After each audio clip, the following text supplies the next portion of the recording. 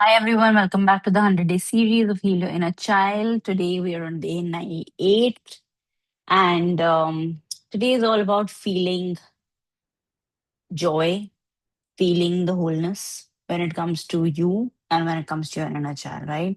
So we're not looking at where, what, um, you know, uh, are the wounds that you're carrying, or what happened, or where do you feel the lack. Instead, what we're going to do is we're going to see you and your inner child right in front of you, feeling that wholeness, feeling that joy, and all the emotions that you've always wanted to, right? So, after healing, what happens? After healing, it's almost like you think of a plant, right? You think of a plant that you till, that you take care of, that you give, put some medicine in, right? Or give it water, give it soil, whatever it is that it needs, right, to grow. And and what happens, like if it's suffering, if it's not doing well, you put all of that. It takes a while. However, ultimately, you see that one new shoot coming out, right? Or you see a new new twig or something coming out, right? And you know that it's growing, it's learning to grow.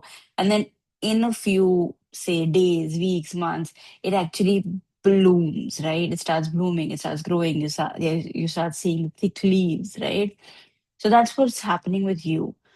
It's taken a while, but you are healing, your inner child is healing. And of course it's a process, because not everything will happen now. And even if you've done all these 98 days, this is an ongoing journey, right? Why? Because every day, every second, we move forward, there's an inner child behind us, right? um so if you keep in mind all the things that we've done, of course the journey is going to be smooth and beautiful and with ease. However, there can be still certain stuff, certain things that'll come in the way. And if you know how to be there for your inner child, you'll be able to manage it, right? And instead you'll actually thrive, right? So having said all that, today I thought first that I'll just do a meditation, but I think that we've already done one, right, last time. So today I wanted to bring in a little bit of that arts and crafts anger, because I always think that when we do things, with our hand, when we bring colors, number one is, of course, your inner child gets triggered, meaning you start channeling your inner child the moment you bring in colors and any sort of arts and crafts. And the second thing is, um, you get to learn much more, or at least that's how I feel, that I get to learn much more when there is like this interactive component, right? So instead of a meditation, let's do an exercise. All right. So what I want you to do is, I want you all to bring in crayons, sketch pens, whatever, right?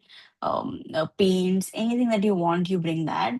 And then I also want you to um, either get like a stamp. You know how like you also get like a lot of. I remember as a child I used to play with. There were these stamps and there were these uh,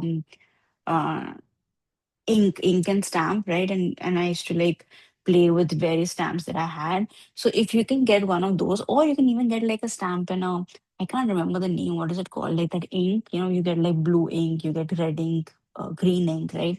If you can get one of those things, put on your hand, right? Or obviously you can also put paint on your hand.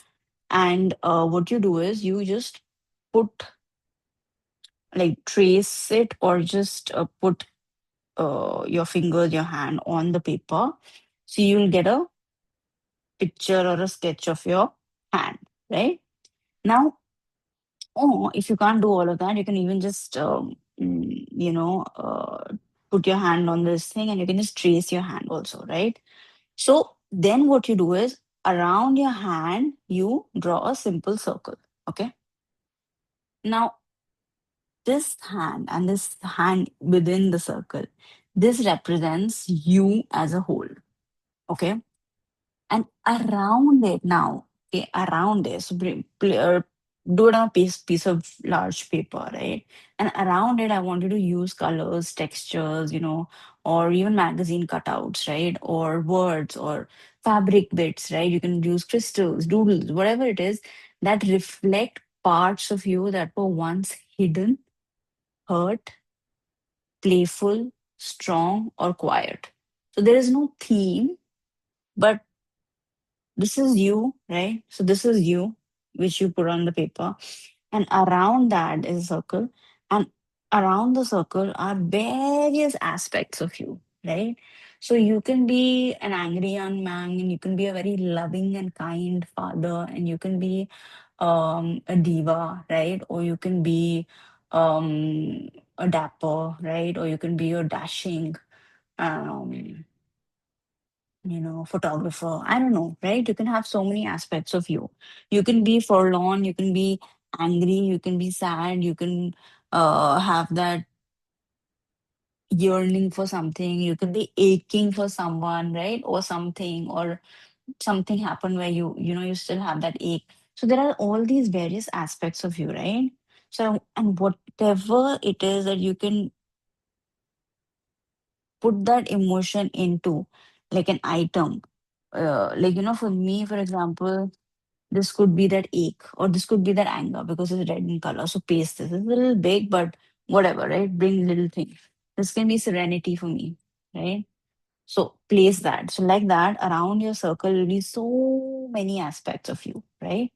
Then use a gold or white or any color that feels sacred to you, and lightly connect these pieces with lines. So for example, around that circle, there are all of these different aspects that you've put, and you can name it, right? You can name this anger, you can name this serenity. And then with that pen, connect these two, right? So these two will be connected. Like that, there'll be a web that you'll create outside that um, circle, isn't it? Because there'll be all those parts of you. They can be 100, 200, 20, whatever, right?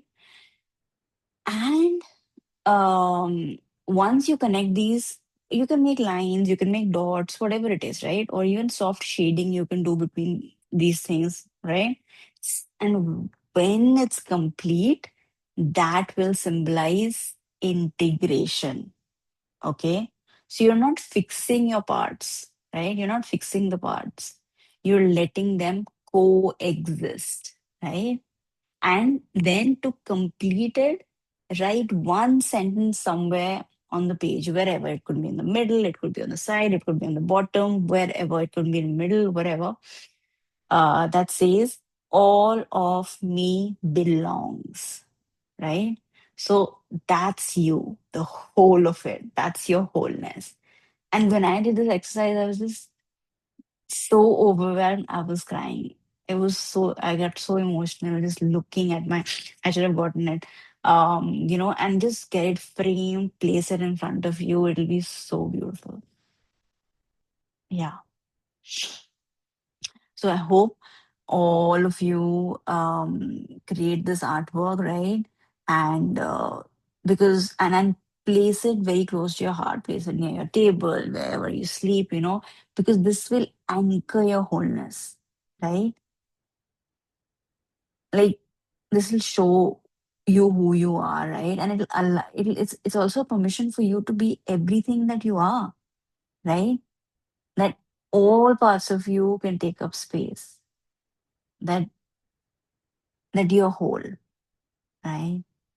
And you must have understood in the whole process of inner child, that's one of the biggest things that we are working on feeling this wholeness, right?